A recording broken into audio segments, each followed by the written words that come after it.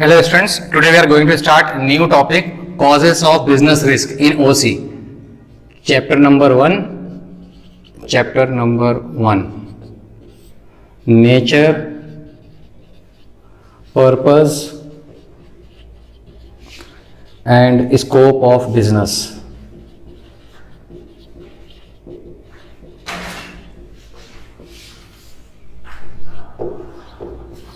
OC. In the previous video lecture, we have completed objectives of business and types of business risk. Today we are going to start new topic, causes of business risk. Causes of business risk.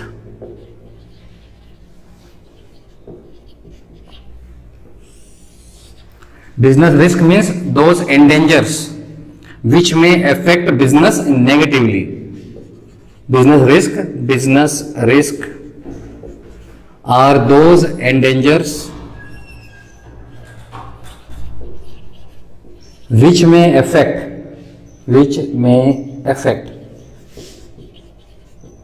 business badly or negatively.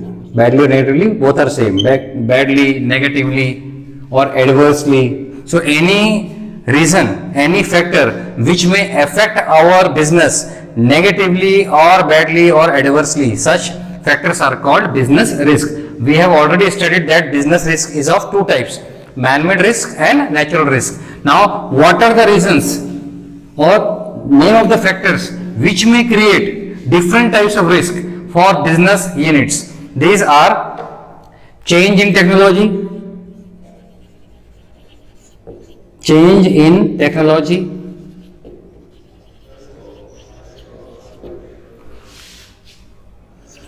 Second, change in technology. Second one is threat of substitute.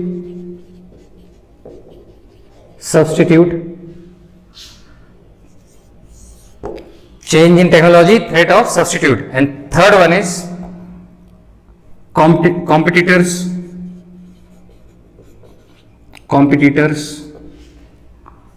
Fourth one is legislation.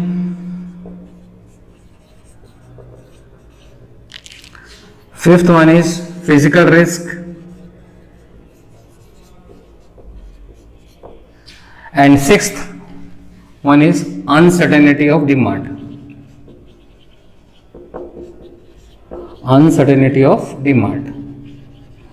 These are the different reasons or these are the different factors which may bring a risk for business unit. Such reasons may affect business unit adversely or negatively. Change in technology, threat of substitute, competitors, legislation, physical risk or uncertainty of demand.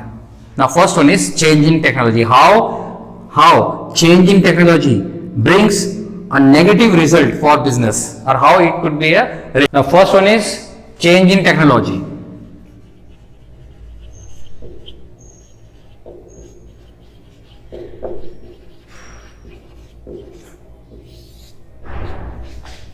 Now whenever technology changes,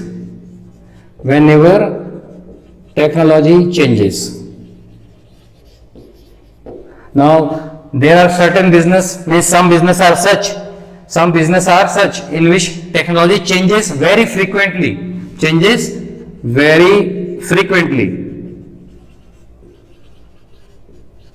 Two different methods to explain this point. First one is there are some functions, some business in which technology changes very rapidly, very fast. For example, electronic items, or we can see the example of mobiles. Technology changes very frequently in the field of mobiles. Then as a result, what happens? If technology changes very frequently, very rapidly, then whatever machinery they had purchased earlier, they need to replace those machineries with the new machineries with new technology. Means old machineries become obsolete. Means outdated. Once again, some business are such or they are producing such type of commodity in which technology changes very frequently, very rapidly. If technology changes very rapidly, then in such type of business they are required to replace their old machinery with new machinery. New machinery here means machinery with new technology, which have new technology. It means it brings a huge loss for the business unit. So whenever technology changes, they need to replace their old machineries, old setup with new machinery or new setup having new technology. As a result, it brings a huge loss to that type of business unit. First one is change in technology.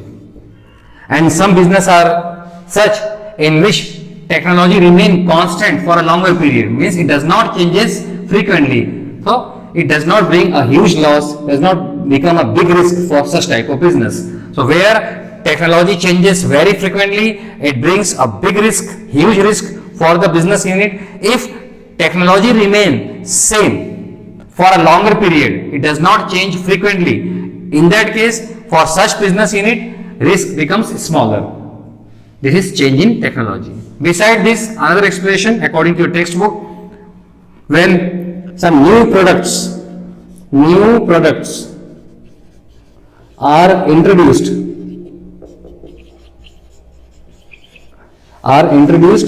with a new technology,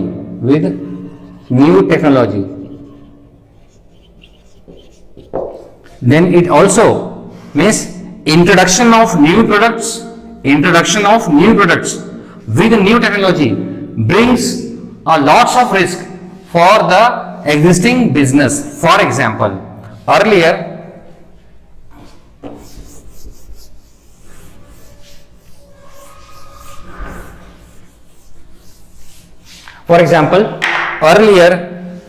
we were using utensils of copper or brass, but now due to introduction of new technology we are using utensils of steel, utensils made of steel nowadays used by every family.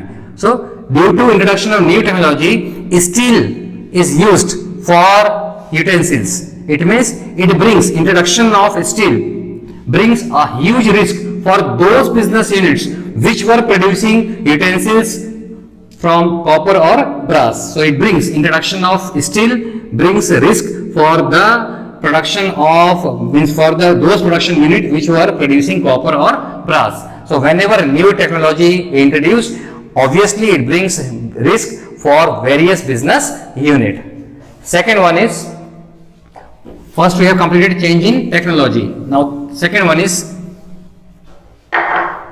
threat of substitutes. Threat of substitutes. Now what do you mean by threats of substitutes? Before that, what is the meaning of substitutes? We have already done economics. Substitutes are those goods which can be used in place of each other. These goods are called substitutes goods. For example, again same example I am taking, which we have done in economics, Pepsi and Coke. These are the two, or some other products we can say, Coke, Sprite, Maaza, Fruity. These are the examples of substitute goods. So whenever, suppose right now in market only Pepsi and Cokes are there. These two soft drinks are available in the market. With the introduction of new product, that is Sprite. With the introduction of new product, that is Sprite. Now Sprite is a substitute of Coke or Pepsi, and if this product is available at cheaper rate, then what happens? Consumers who are using Pepsi and Coke are shifted to the consumption of Sprite. As a result, its demand increases. So it brings this product has bring a lots of risk for Coke and Pepsi. Means this introduction of this new product has bring a lots of risk for the for its substitute goods, means Pepsi and Coke. So whenever new goods are introduced in the market, and if such goods has a substitute in the market, then it means this product means introduction of new product can bring a huge risk for their substitutes. This is called threat of substitutes. Whenever, for example, I have taken here Pepsi, Coke, and then right now, at current, Pepsi and Cokes are prevalent in the market. Only these two soft drinks are available in the market. So, with the introduction of Sprite, it is a new soft drink. Assume that it is a new soft drink which is introduced in the market, and this soft drink has substitutes like Pepsi and Coke. That's why when this new product will be introduced in the market, obviously what happens? Some consumers of Pepsi and some consumers of Coke can shift themselves from the consumption of Pepsi and Coke towards the consumption of Sprite. It means this introduction of this new product can bring danger, can bring risk for their substitutes, means for Pepsi and Coke. This is called threat of substitutes.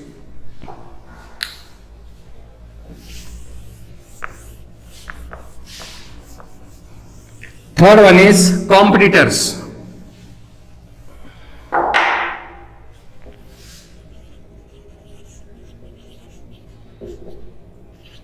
Competitors, or we can say competition.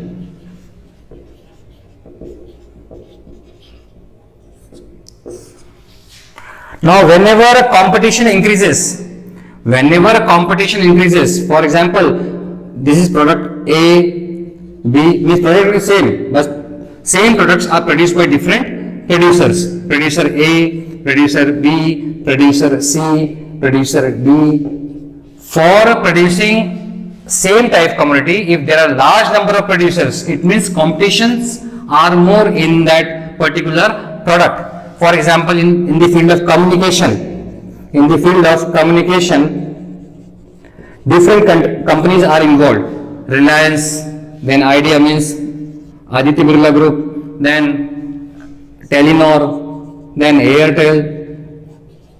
Different companies are involved in the field of communication. So, competition, whenever competition increases, as a result, one company can bring risk for other company by introducing new types of policy. For example, if Jio company, means Reliance company, has introduced any new policy for their consumers, new offers for their consumers, it means this company has brought various risks for company B, company C and company D. So if number of competitions increases, degree of competition increases, number of competitors increases in the market, it means one competitor can bring risk for other competitors by introducing different types of policies or strategies.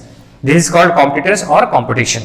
So whenever competition, degree here means percentage, whenever percentage of competition increases, when competition increases, when number of competitors are more in the market. For example, in the field of communication, there are different companies are involved. Reliance, Aditya Birla Group, then Telenor, then Idea, then Airtel. These are different companies are there. Means number of competitors are more. It means number of competition is also becomes very high. Once competitors are more in the market, one competitor can bring the risk, may bring dangers for the other companies. That's why increase in competition, increase in competitors may bring risk for other competitor, other rival. Fourth one is uncertainty of demand.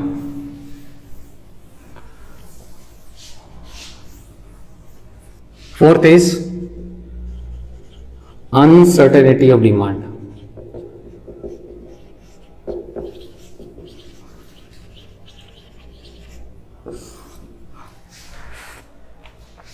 Now, uncertainty of demand we have already done in economics.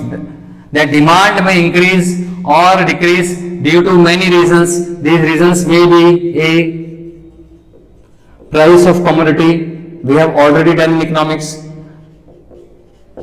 Second, price of related goods.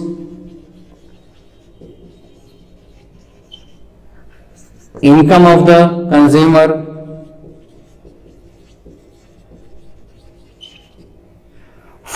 means the taste and preference of consumer.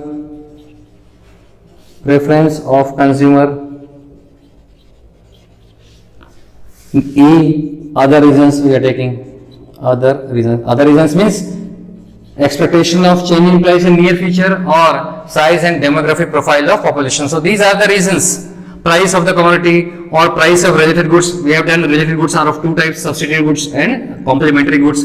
So due to change in price of a commodity, due to change in price of related goods, due to change in income of the consumer, due to change in taste and preference of the consumers, and due to other reasons like expectation of change in price in near future, demand may increases or decreases. It means these factors bring risk, dangers for the business unit. Whenever demand changes, especially we are talking about when demand decreases. It means, and when demand decreases, due to these factors, whenever price increases, first point, whenever price increases, demand decreases.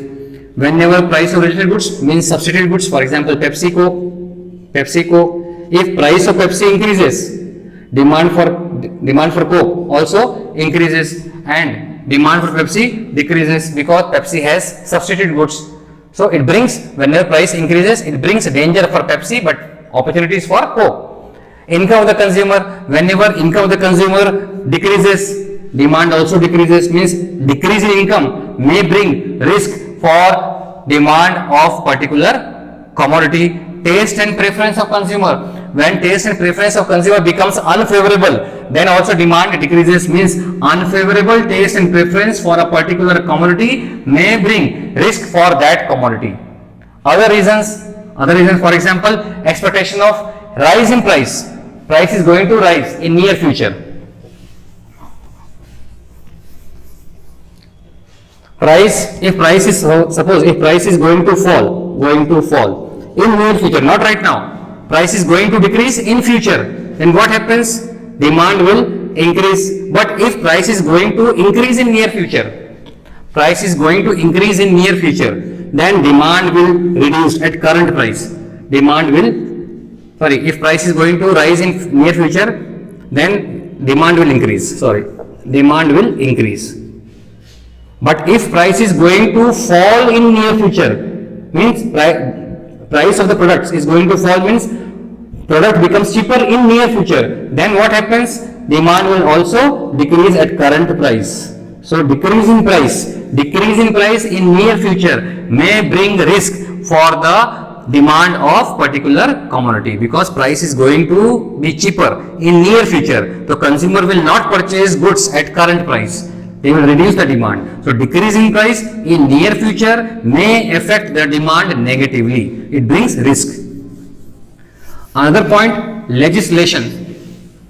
So due to these reasons, demand sometimes increases or decreases. Especially when decreases, it means these factors are bringing a risk, a huge loss for the business unit. Now next topic is legislation.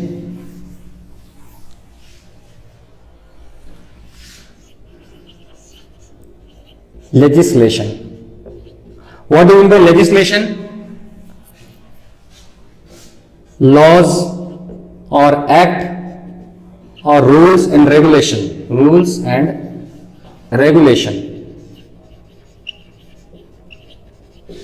Introduced by government. Any laws or act or rules and regulation introduced by government for the welfare of consumers,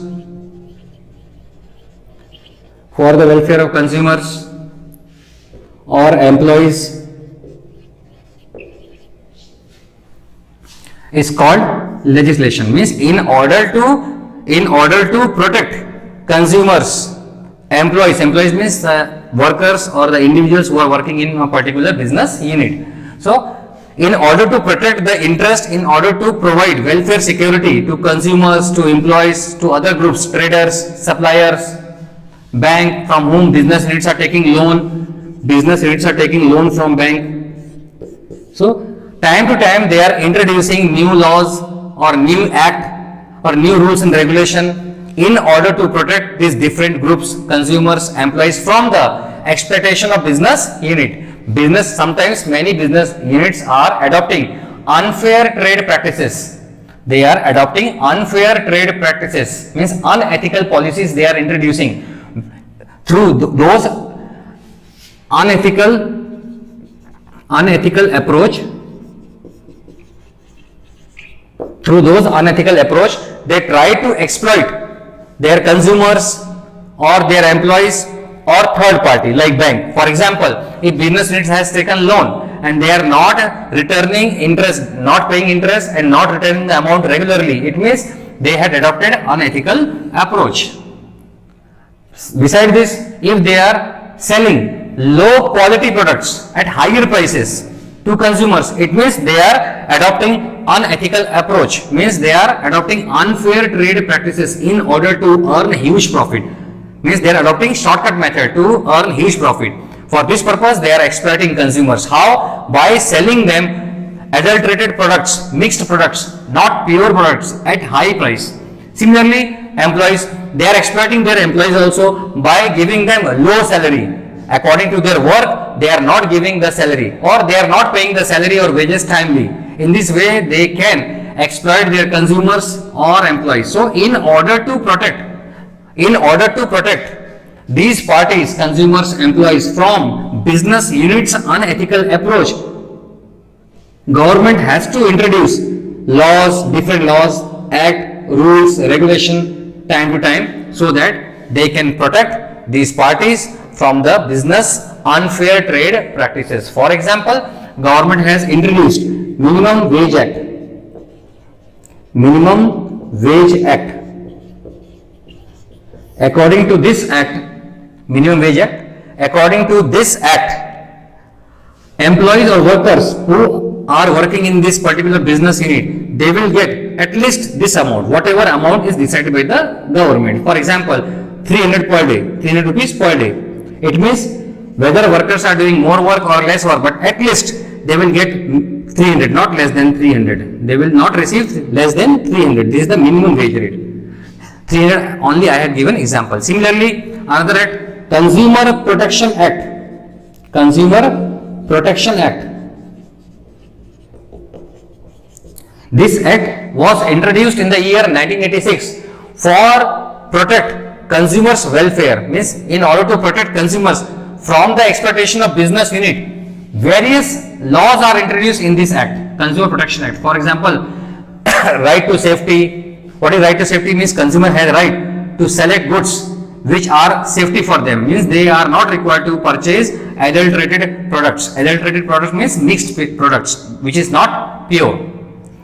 Similarly, consumers have right to be heard. Right to be heard, HEARD, means whenever they are exploited, whenever consumers are exploited by a business unit, means through their cheatings, consumer are exploited. They have right to go to the court and put their side, means they can represent themselves in the court.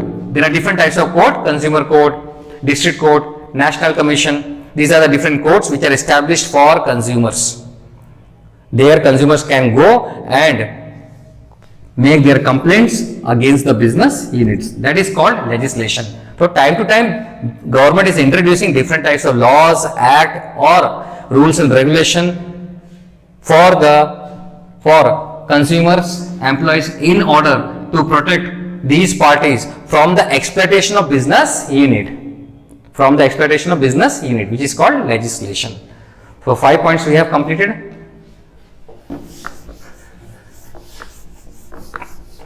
And last point, 6th point is physical risk. Physical risk means risk which is related with physical assets.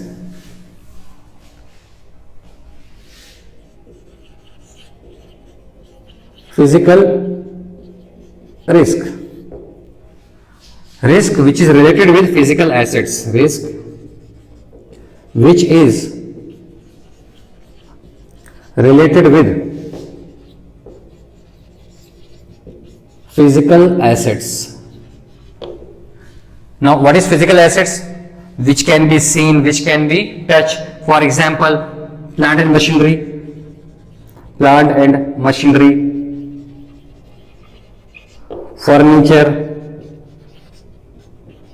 furniture, then any vehicle which are used for business purpose, land and building. In short, I have written land and building. Then stock, the goods for which we are doing business, stock. These are physical assets. Now, how physical assets become a risk for business unit? So, one example.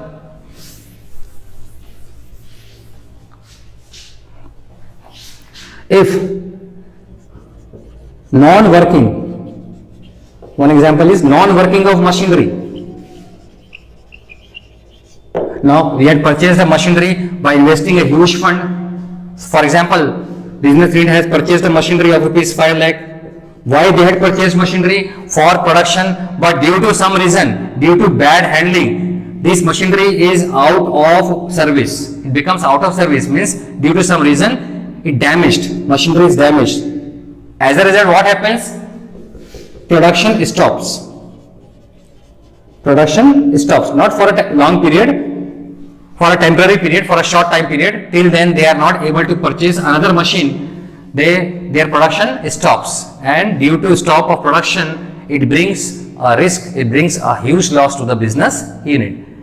Another example, damage of stock. Damage of stock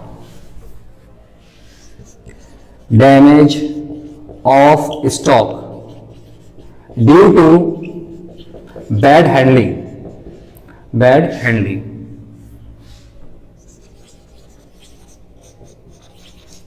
In transit means on the way, रास्ते में. Suppose business unit has sent goods of 10 lakh rupees from production area to market, but on the way, due to bad handling here means कोई वस्तु जो हमने सही तरह से नहीं रखी है, या कुछ केयरलेसनेस ले आते हैं हम, negligence, due to bad handling, these stock damaged on the way, वो रास्ते में खराब हो जाते हैं, टूट जाते हैं. That is called damage of stock due to bad handling in transit means on the way. So this example also brings risk for the business unit. So in this way, different types of risk arises in business. These are called business risk. Due to change in technology, due to competition, due to physical risk, these are the examples of causes of risk. Due to uncertainty of demand, due to threat of substitute goods, these are all causes of business risk. So all topics related with business is completed. First one is we have done meaning of business, then characteristics of business, then objectives of business we have done, economic objectives, social objectives, others, then types of business risk which are involved or present in business, man-made risk and natural risk. Then today we have completed causes of risk. What are the different types of risk or different types of factors which may bring risk into the business? Now total there are three types of economic activities: business, profession and employment. So out of these three we have completed business. Now next topic is profession. Second economic activity is profession.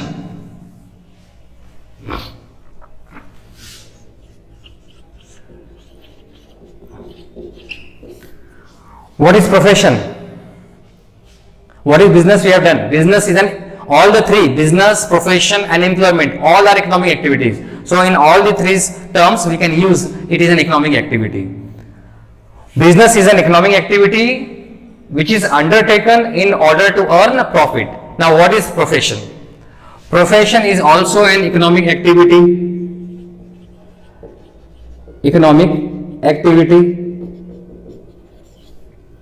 In which specialized knowledge is needed. Knowledge is needed in a particular field.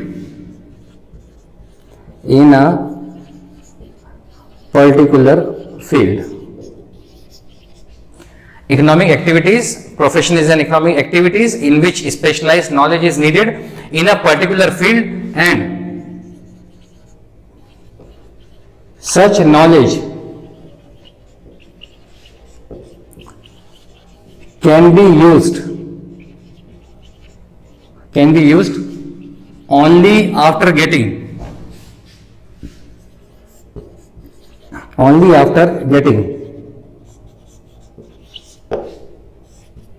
training and certificate.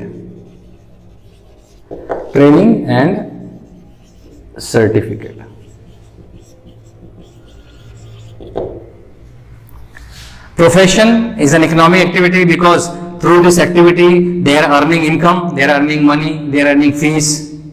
So profession is an economic activity in which specialized knowledge is needed in a particular field. But these persons can use this knowledge only after getting training and certificate. For example, doctors.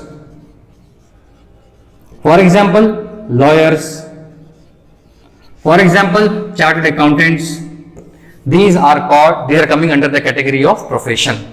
For example, doctors. In order to become doctor, in other words, doctor must have specialized knowledge in a particular field.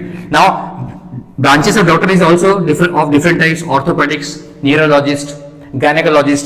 So whatever field they have selected in that particular field, they must have specialized knowledge. For example, one neurologist doctor must have specialized knowledge related with mind.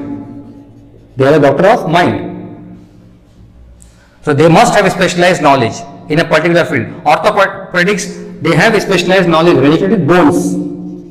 Pediatrics, they must have specialized knowledge regarding children below 15-16 years. They must have all knowledge. Lawyer, they must have specialized knowledge in their particular field. Chartered accountant, they must have specialized knowledge in their particular field. In the field of accounts, they must have specialized knowledge. Now, second, such knowledge can be used only after getting training and certificate. Once they have achieved those specialized knowledge, without training and degree or certificate, they cannot execute their profession. For example, in order to become doctor, one doctor must have MBBS degree or MD degree or MS degree. Similarly, lawyer, he must be LLB. LLB means Bachelor of Laws and Legislation. CA, in order to become CA, person or candidate must have certificate from ICAI, Institute of Chartered Accountant of India. He must have degree from ICAI. Doctor must have degree of MBBS, MD or MS. Lawyer must have degree of LLB. CA must have certificate from ICAI. So these are the certificates or degree. And training, after becoming doctor, lawyer, they have to go for internship, means they need to get training, then only they can come into the field of profession.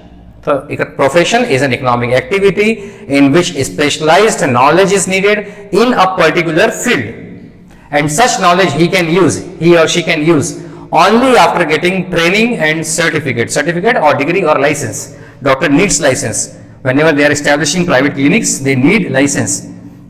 Lawyers also needs license, certificate, degree, all are same. Now, what are the characteristics of profession?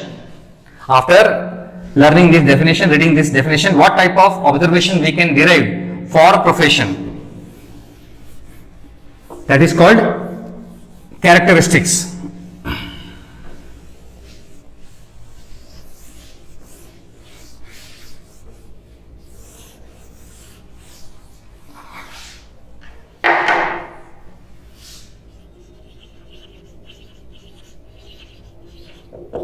Characteristics of profession. First,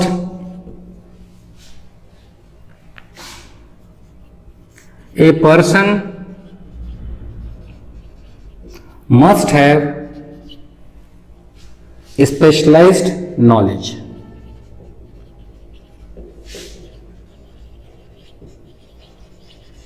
In a particular field.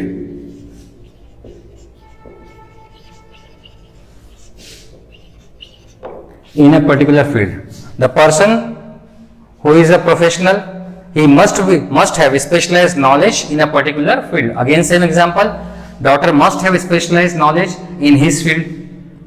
Second, first one is a person must have specialized knowledge in a particular field. In return means the services which they are rendering. In return, they are receiving fees. FEES, fees. Means their return, their income is called fees. In short, in simple language, whatever income earned by professionals, that income is called fees, not salary. In return, they are receiving fees. Third one is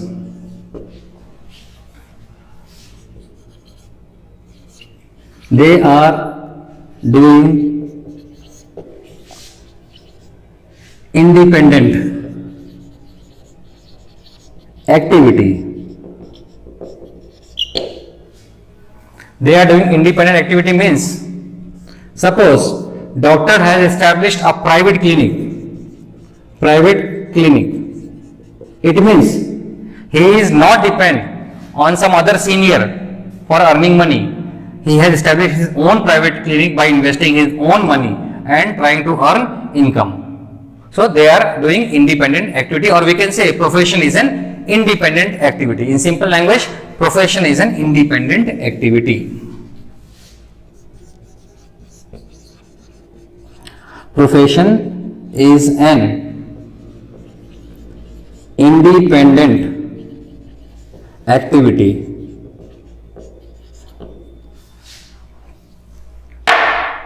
Profession is an independent activity means, once again, when I am taking one example of doctor, if they have established their own private clinic, means they had invested their own amount, own capital into the business and established a clinic, that is called independent activity. Means they are not required to follow the orders of any senior, because he is the owner, he is the worker.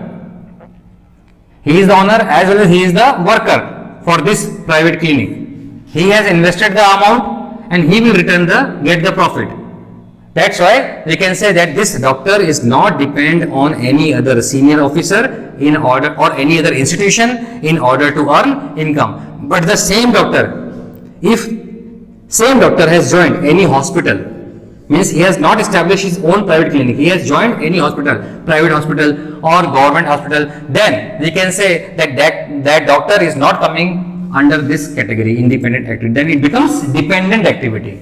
When he joined any hospital, either private hospital or government hospital, it means he has to follow the rules and regulations, he has to follow the order of this institution, of this hospital.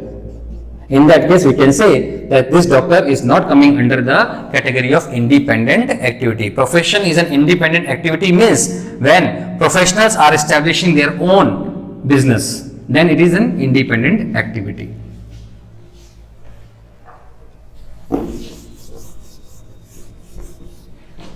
Fourth,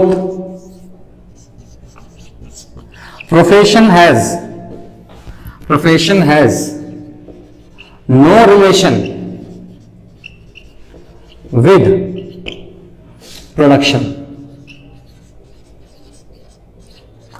of goods.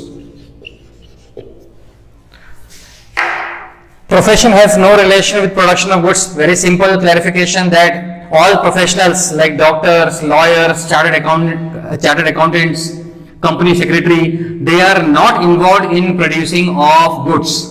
They are only providing services. In short, you can write also here, they are providing only services.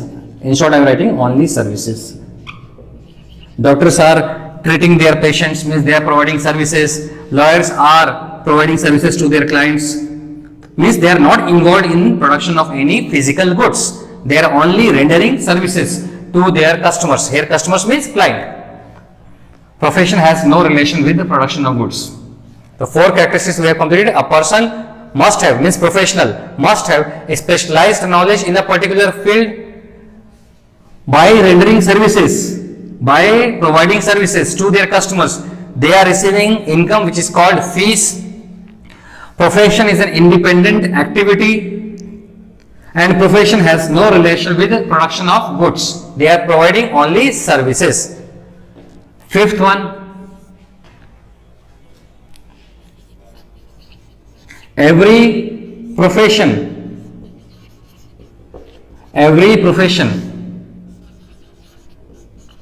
has their own association. Every profession has their own association. For example, for doctors association is IMA, Indian Medical Association. This is an association.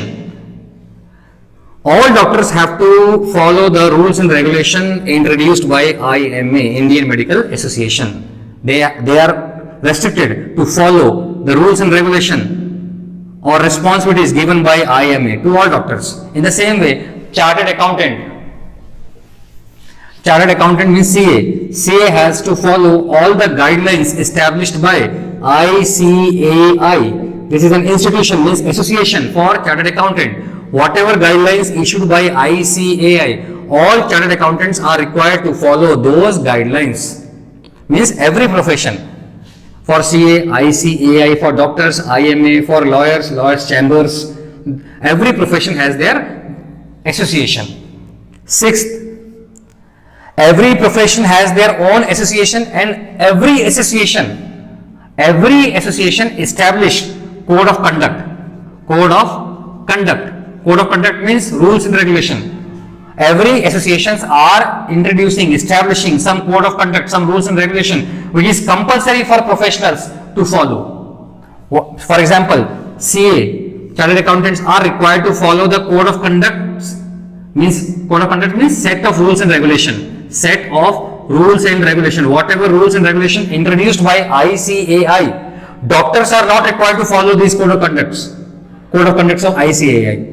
Only chartered accountants are required to follow the code of conducts issued by ICAI. Similarly, doctors are required to follow the code of conducts established by IMA. This is an association. Whatever rules, whatever regulations, whatever code of conduct introduced by IMA, doctors are required to follow. The code of conducts issued by IMA is not required to follow by CA. CA has to follow the code of conduct introduced by their association. So every profession has their own association, and every association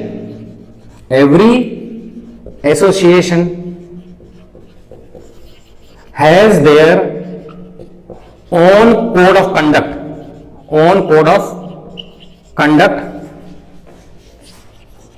which every professional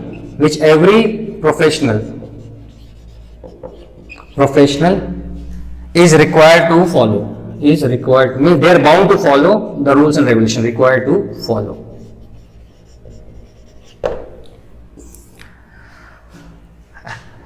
Every association are establishing their own code of conduct, own rules and regulation, which every professional means members of that association. Doctors are required to follow the code of conduct of IMA. CA are required to follow the code of conducts established by ICAI. So every association has their own code of conduct, which every professional means every member who are attached with this particular association are required to follow. It is compulsory for them.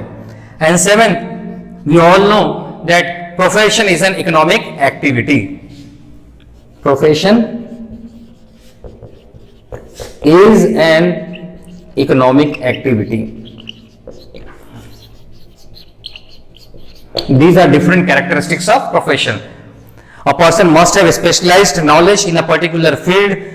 By rendering services, they are earning income, which is called fees. Profession is an independent activity. Every profession has no relation with production. They are only providing services to their customers.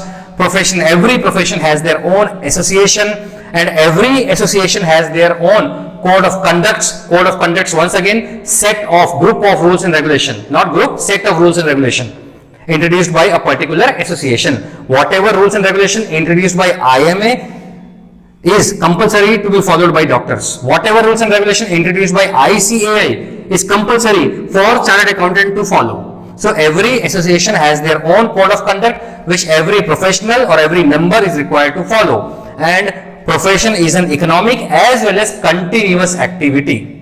These are different characteristics of profession. In next lecture we will try to start new topic, that is employment. Till then, goodbye.